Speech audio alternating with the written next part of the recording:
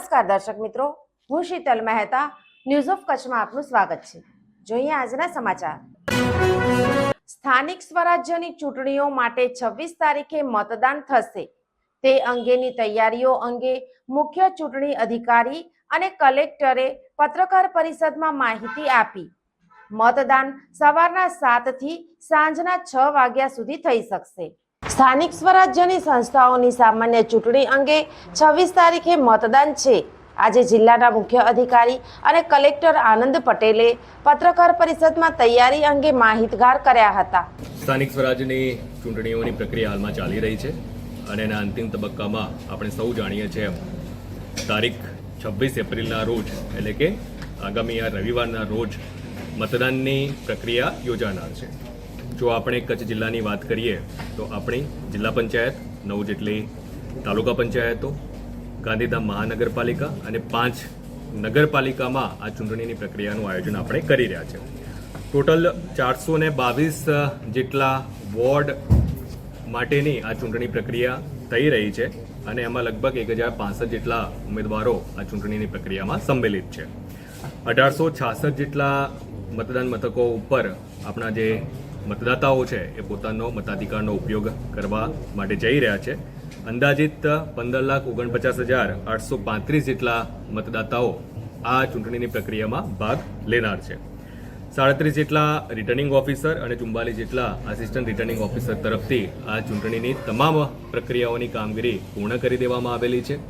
આપણે લગભગ જો વાત કરીએ તો 9,000 જેટલા પોલિંગ સ્ટાફ તરીકે આપણા કર્મચારી અધિકારી એમાં જોડાયેલા છે.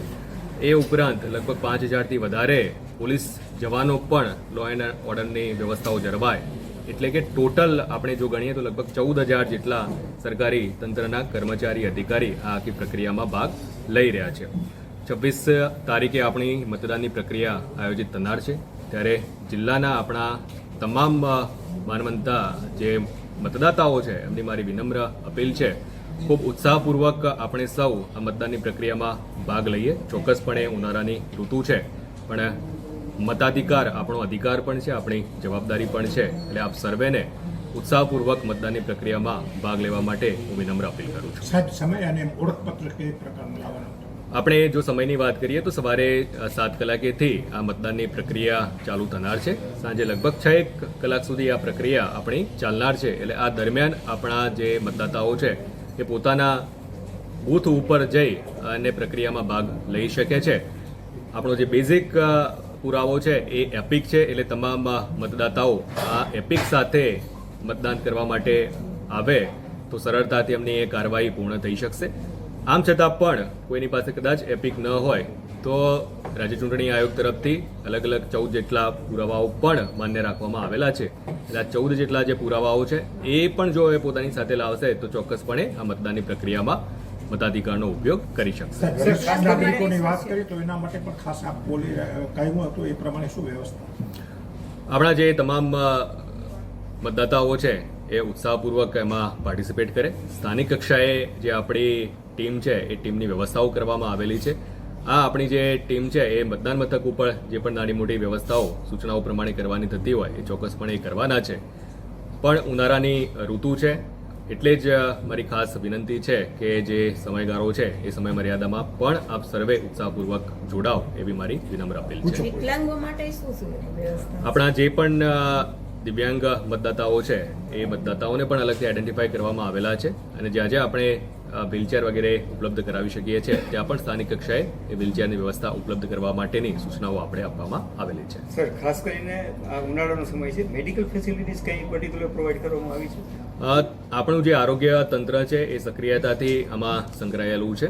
એટલે કે સ્થાનિક કક્ષાએ જે આપણા આરોગ્ય તંત્ર સાથે સંકળાયેલા અધિકારી કર્મચારી છે એ પણ ખૂબ સક્રિયતાથી જે તે આપણી મતદાન મથકની ટીમ છે એની સાથે સંકલનમાં રહેશે. ક્યાંય પણ કોઈ નાની મોટી આવી હીટવેવની કે એવી કોઈ જ્યારે કોઈ ઘટના બને છે તો એ ઘટનામાં પણ ઇમિડિયેટલી આપણે રિસ્પોન્ડ કરી શકીએ એટલે સ્થાનિકે જે પણ એમ્બ્યુલન્સીસ વગેરે આપણી પાસે છે એને ઇયરમાર્ક કરવામાં આવેલી છે અને જે મતદાન મથકની ટીમ છે આપણા ખાસ કરીને ઝોનલ ઓફિસર્સ વગેરેને પણ એની માહિતી આપણે ઉપલબ્ધ કરાવેલી છે. આ જિલ્લા પંચાયત, મહાનગરપાલિકા, નગરપાલિકા, તાલુકા પંચાયત માટે મતદાન 26 તારીખે થવાનું છે. તે માટે 15,49,835 મતદારોને મતદાન કરવાનો અધિકાર છે, જેમાં 8,657,000 પુરુષ મતદાતાઓ અને 7,49,170 સ્ત્રી મતદારો છે. મતદાન વ્યવસ્થા માટે 14,549 કર્મચારીઓ સેવા આપશે અને મોટી સંખ્યામાં પોલીસ અધિકારીઓ તથા પોલીસ જવાનો અને જીઆરડી જવાનો બંદોબસ્તમાં જોડાશે. સવારના 7 થી સાંજે 6 વાગ્યા દરમિયાન મતદાનનો સમય રહેશે. તાલુકા પંચાયત માટે પિંક અને જિલ્લા પંચાયત માટે સફેદ મતદાન પત્ર રહેશે. દર્શક મિત્રો, આજે તારીખ 24 એપ્રિલ 2026. આ હતા આજના સમાચાર. આવતીકાલે ફરી મળીશું. ત્યાં સુધી મને રજા આપશો. નમસ્કાર.